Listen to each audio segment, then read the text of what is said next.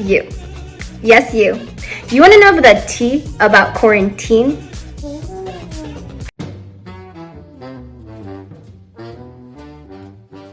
Yeah, I got really lazy, actually. My motivation, super low. Unfortunately for the next semester. I was really bored, so I decided to cut my bangs, and you guys can decide whether that's a good or a bad thing, but they're not here anymore, so that might be an indication. My dog Leo now has separation anxiety.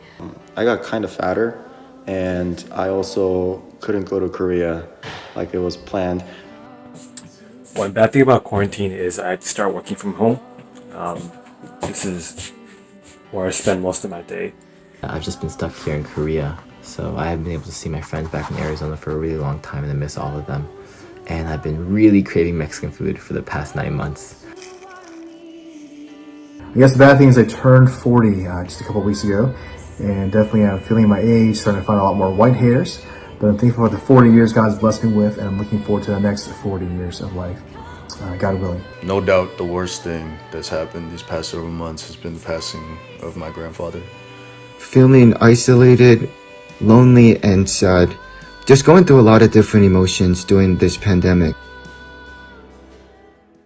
I think God really stripped away some of the idols I had in my life, and I found out what really matters to me.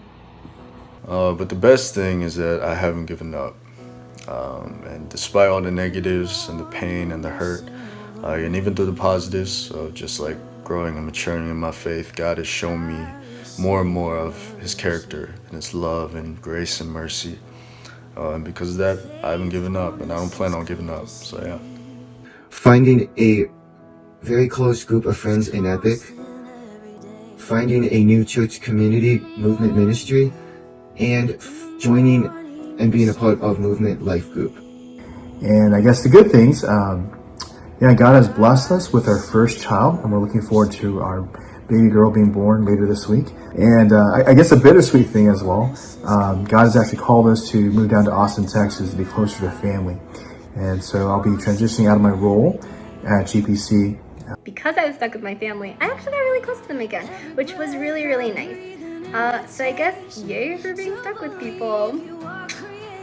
I was able to grow out my hair and donate 12 inches of it. My family, my parents who actually live overseas, we started video calling a lot more, and along with my siblings, and that actually made us a lot closer, weirdly.